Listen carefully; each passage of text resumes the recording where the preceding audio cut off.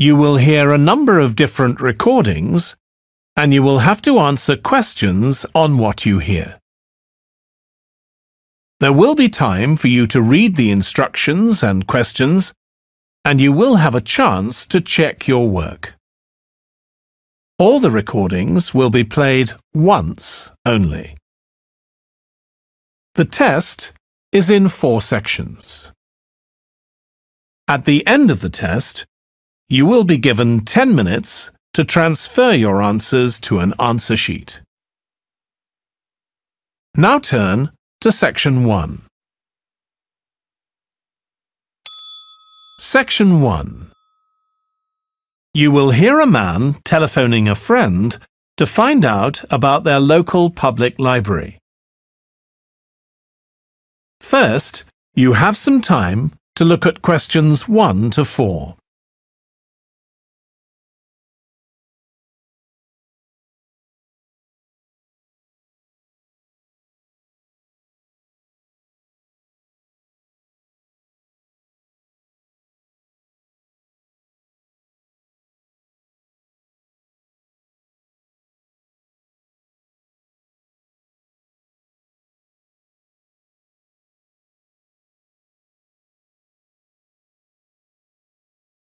Now we shall begin. You should answer the questions as you listen, because you will not hear the recording a second time. Listen carefully and answer questions 1 to 4.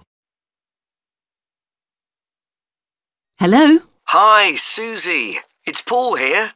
How are you? Enjoying your new job? You're working at the library, aren't you? Yes, I started when the library reopened a month ago. It's great. Actually, Carol and I have been meaning to join for a while. Oh, you should. It doesn't cost anything, and the new library has all sorts of facilities. It's not just a place where you borrow books. For instance, there's an area with comfortable seats where you can sit and read the magazines they have there. Some people spend the whole morning there. Wish I had that amount of time to spend. Yes, you must be pretty busy at present, with the children and everything. We are, yes. But we're hoping to get away this summer. We're thinking of going to Greece. Well, we've got a much larger section of the library devoted to travel books now, so you should come and have a look. I can't remember if there's anything specifically on Greece, but I should think so. OK. Now, Carol's organising a project for the history class she teaches at school. It's about life in the town 100 years ago. Do you have anything that might be useful? Yes. Actually, we've now got a new section with materials on the history of the town and surrounding region. Right. I'll tell her. You can't always find that sort of thing on the internet. Now, in the old library, there used to be a separate room with reference books. It was a really nice, quiet room. Yes, we've put those books in the main part of the library now, but we do have a room called the community room. It can be hired out for meetings, but at other times, people can use it to study. I might use that. It's hard to find anywhere quiet at home sometimes. I can't remember how old your son and daughter are. We've introduced a special section of fiction written specially for teenagers, but they might be a bit young for that. Yes, they would be. Before you hear the rest of the conversation, you have some time to look at questions 5 to 10.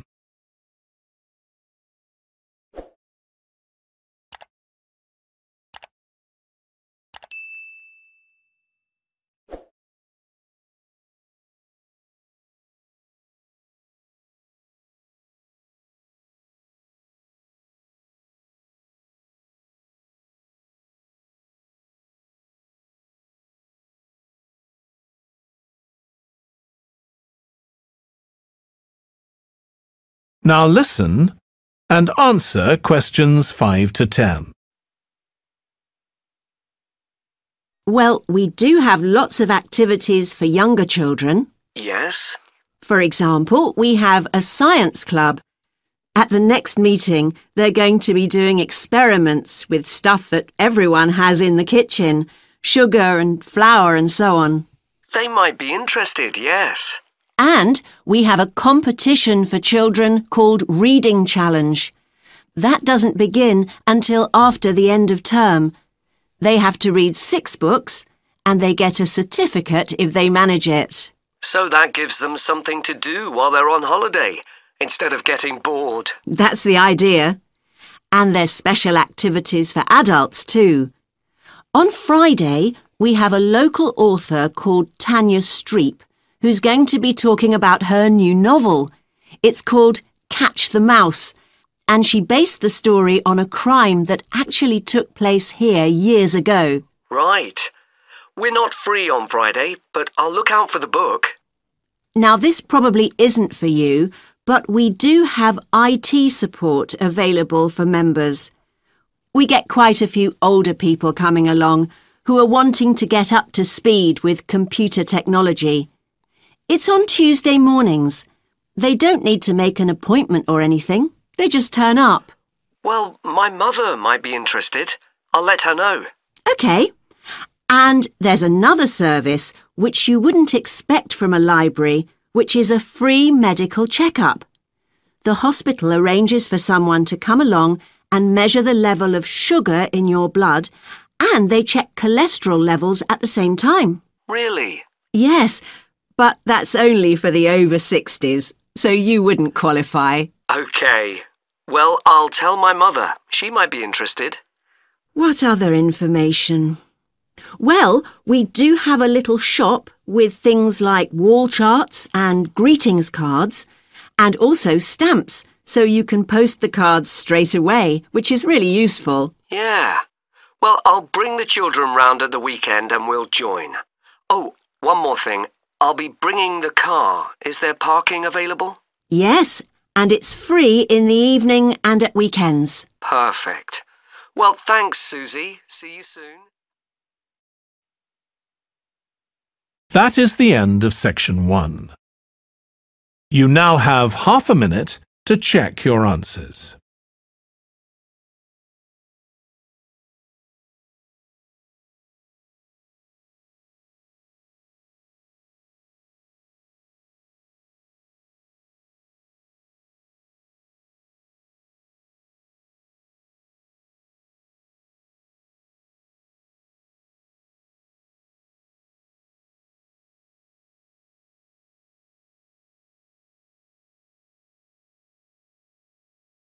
Now turn to Section 2.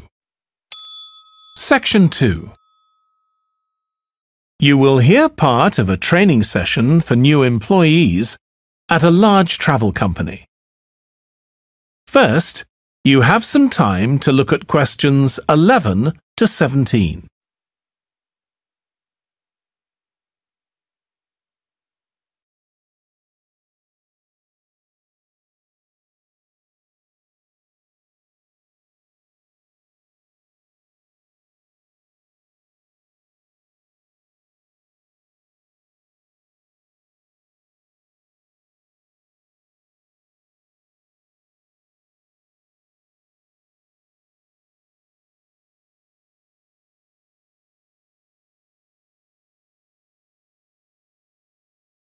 Now listen carefully and answer questions 11 to 17.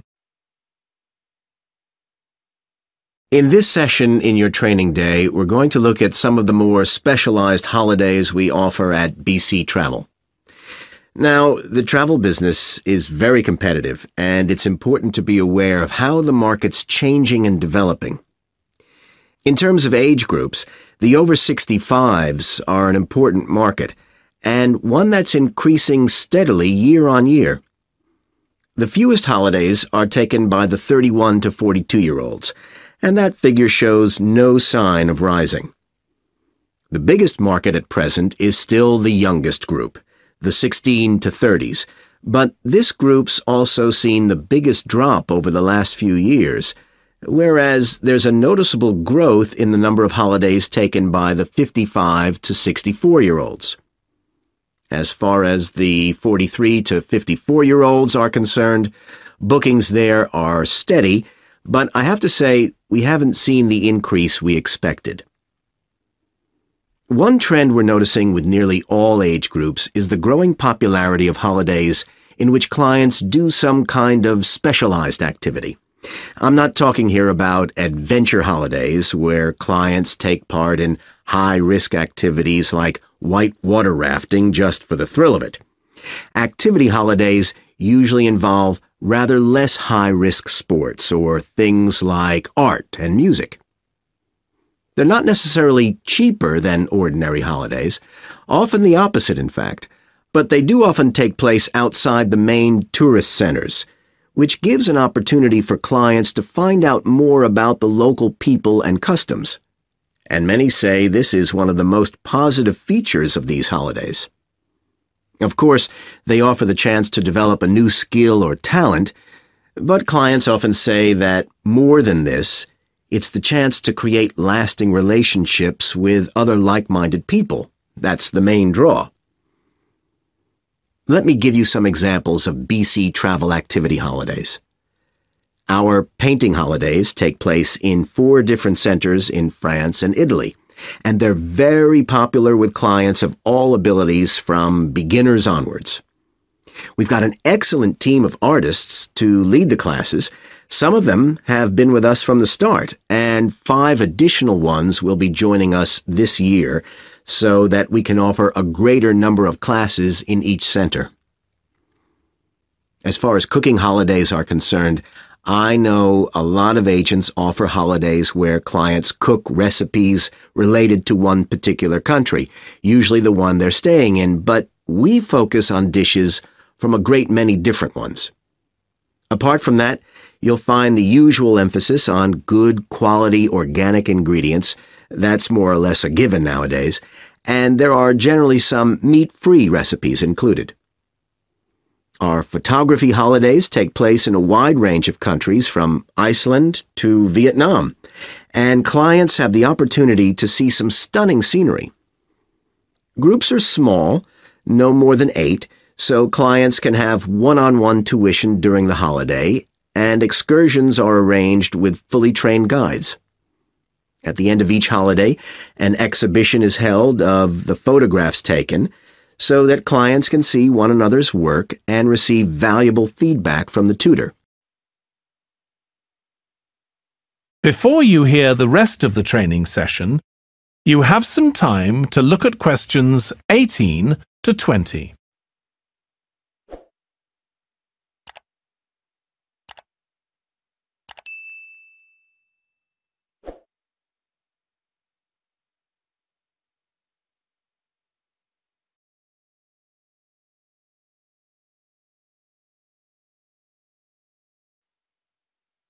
Now listen and answer questions 18 to 20. Finally, let me tell you about our fitness holidays. In Ireland and Italy, we run one-week general fitness classes for all ages and levels of fitness. Clients start the course with a consultation with a trainer, and together they draw up an individual program. As well as improving general fitness, clients find that they end up losing much of the stress they've built up in their daily lives. In Greece, we have a 2-week holiday for clients who want to do something about their weight. This has all the features you'd expect, like a personalized diet program, but one of its most popular features is that the exercise classes are all held on the beach. People say it's far preferable to being in a gym. Finally, we offer several holidays in Morocco. One very popular one is the mountain biking holiday. Bikes are provided, and there are different routes according to people's ability. We offer one which is tailored to the needs of families, which is particularly popular. Okay, so that's about all the time I have today, so thank you very much. That is the end of section 2. You now have half a minute to check your answers.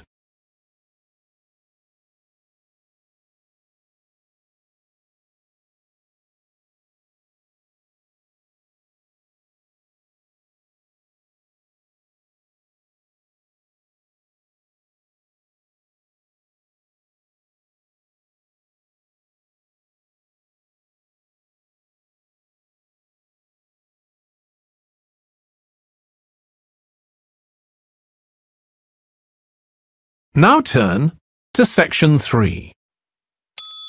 Section 3.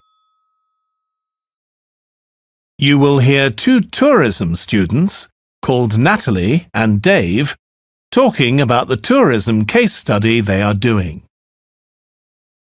First, you have some time to look at questions 21 to 26.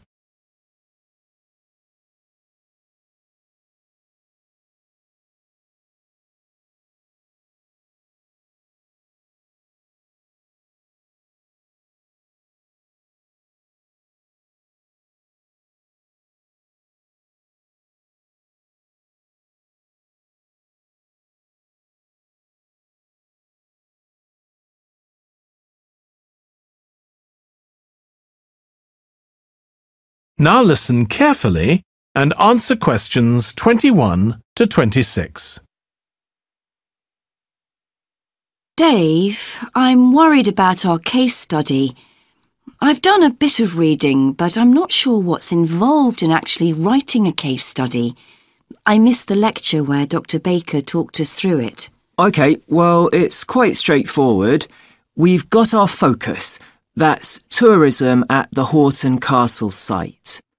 And you said you'd done some reading about it? Yes, I found some articles and made notes of the main points. Did you remember to keep a record of where you got the information from? Sure, I know what a pain it is when you forget that. OK, so we can compare what we've read. Then we have to decide on a particular problem or need at our site. And then think about who we're going to interview to get more information. OK, so who'd that be? The people who work there? And presumably some of the tourists too? Yes, both those groups. So we'll have to go to the site to do that, I suppose. But we might also do some of our interviewing away from the site. We could even contact some people here in the city, like administrators involved in overseeing tourism. OK, so we'll need to think about our interview questions and fix times and places for the meetings. It's all going to take a lot of time. And if we can, we should ask our interviewees if they can bring along some numerical data that we can add to support our findings. And photographs? I think we have plenty of those already. But Dr. Baker also said we have to establish with our interviewees whether we can identify them in our case study or whether they want to be anonymous. Oh, I wouldn't have thought of that. OK, once we've got all this information, I suppose we have to analyse it. Yes, put it all together and choose what's relevant to the problem we're focusing on, and analyse that carefully to find out if we can identify any trends or regularities there. That's the main thing at this stage, rather than concentrating on details or lots of facts. OK, and then once we've analysed that, what next? Well, then we need to think about what we do with the data we've selected to make it as clear as possible to our readers. Things like graphs or tables or charts. Right. Then the case study itself is mostly quite standard. We begin by presenting the problem and giving some background, then go through the main sections.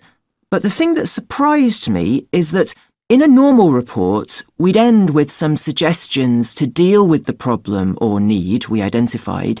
But in a case study, we end up with a question or a series of questions to our readers, and they decide what ought to be done. Oh, I hadn't realised that. Before you hear the rest of the discussion, you have some time to look at questions 27 to 30.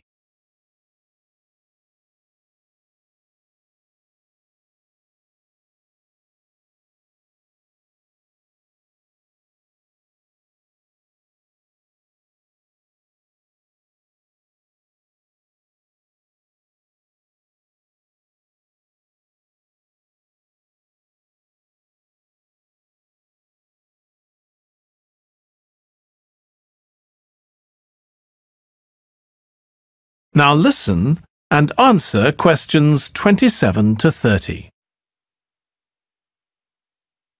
So, basically, the problem we're addressing in our case study of the Horton Castle site is why so few tourists are visiting it.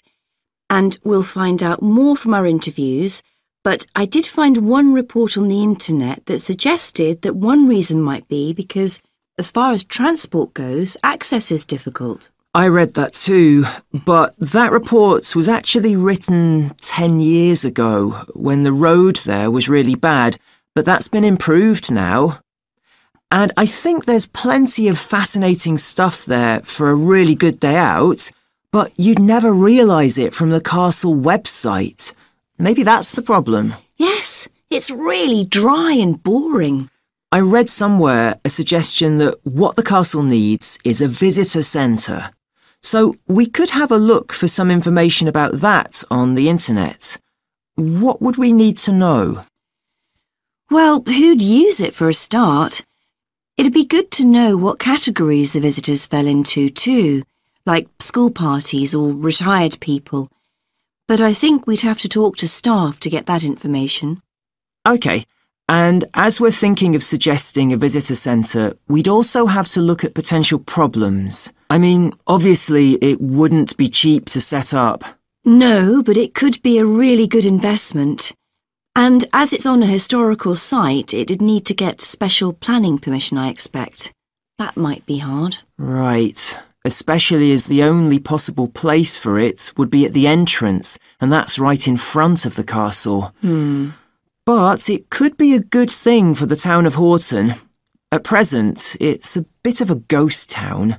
Once they've left school and got any skills or qualifications, the young people all get out as fast as they can to get jobs in the city, and the only people left are children and those who've retired. Right.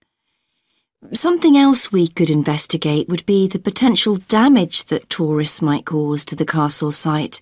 I mean, their environmental impact. At present, the tourists can just wander around wherever they want. But if numbers increase, there might have to be some restrictions, like sticking to marked ways. And there'd need to be guides and wardens around to make sure these are enforced. Yes, we could look at that too. OK, well, we certainly managed. That is the end of section 3. You now have half a minute to check your answers.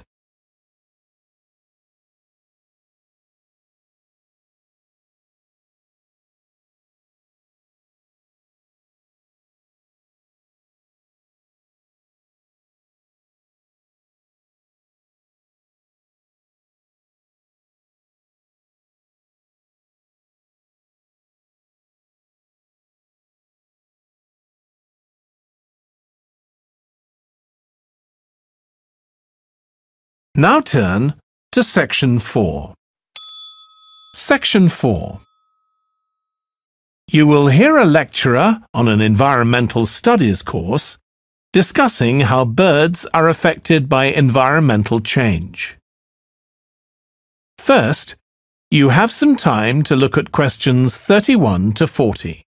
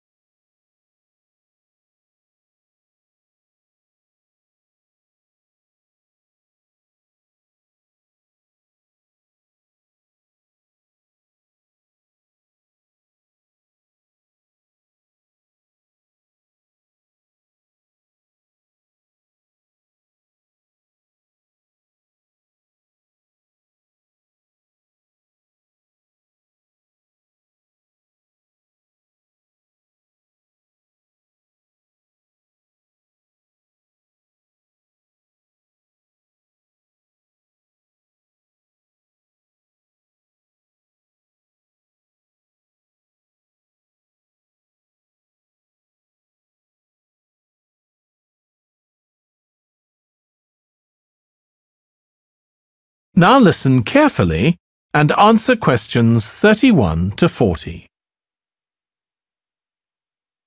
OK, So we've been looking at how man-made changes in our environment can affect wildlife. Now, I'll discuss a particular example. Let's take a look at mercury. Mercury's one of the 120 or so elements that make up all matter, and it has the symbol Hg. It's a shiny, silvery substance. You may have seen it in old-fashioned thermometers, but it's not used much for domestic purposes now because it's highly toxic. But the problem is that the amount of mercury in the environment's increasing. The main reason for this is the power plants used to produce electricity. The main source of energy that most of them use is still coal, and when it's burned, it releases mercury into the atmosphere. Some of this gets deposited into lakes and rivers, and if it's ingested by a fish, it's not excreted. It stays in the fish's body, and it enters the food chain. So, it's been known for some time that birds which eat fish may be affected. But what wasn't known until quite recently is that those that eat insects can also be affected. So, a woman called Claire Varian Ramos is doing some research on how this is affecting birds. And rather than looking at how many birds are actually killed by mercury poisoning, she's looking for more subtle sub-effects. And these may be to do with the behaviour of the birds, or with the effect of mercury on the way their brain works, so whether it leads to problems with memory, for example.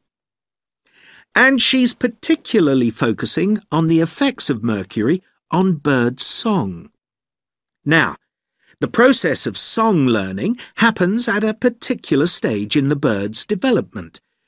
And what you may not know is that a young bird seems to acquire this skill by listening to the songs produced by its father, rather than by any other bird.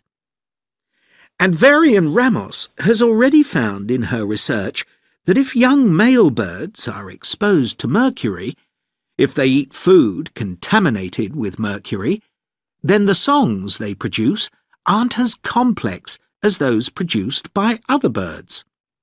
So, quite low-level exposure to mercury is likely to have an impact on male birds in a natural situation because it can mean that they're less attractive to female birds, and so it can affect their chances of reproduction.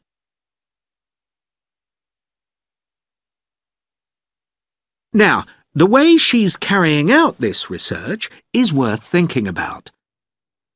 She's using a mixture of studies, using birds kept in laboratories and studies carried out outdoors in the wild. The lab-based studies have the advantage that you don't get all the variables you would in a natural setting. So, the experimenter has a much higher level of control, and that means they can be more confident about their results in some ways. And of course, they don't have to worry about going out and finding the birds in order to observe them. So, what are the implications here for humans? Well, because many birds are migratory, they may be transporting mercury far from contaminated sites. For example, it's been found that ducks who'd been feeding at a contaminated site were later shot by hunters over 1,000 kilometres away, and presumably eaten. But these birds likely had mercury levels high enough to warrant concern for human consumption. In addition, going back to song learning by birds, we saw that this may be affected by mercury contamination. Well, we also know that in humans, mercury causes developmental delays in the acquisition of language, and in fact this process is very similar in the brain regions it involves, and even the genes that are involved. But mercury contamination has other important implications for humans as well. It's now known that an unborn child can be affected if the food eaten by its mother contains high levels of mercury, and these effects can be quite substantial. In the end, it comes down to whether more value is placed on human economic well-being or environmental well-being.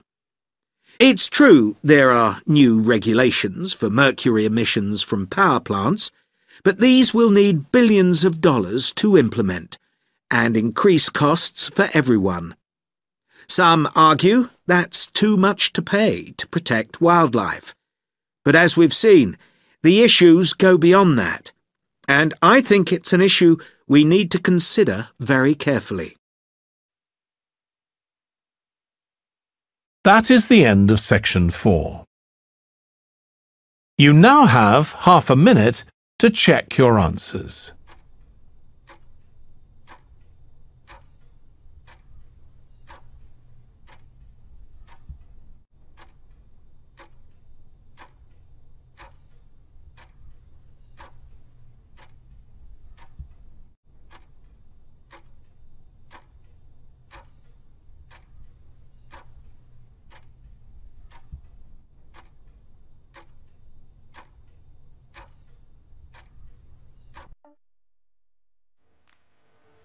That is the end of the listening test.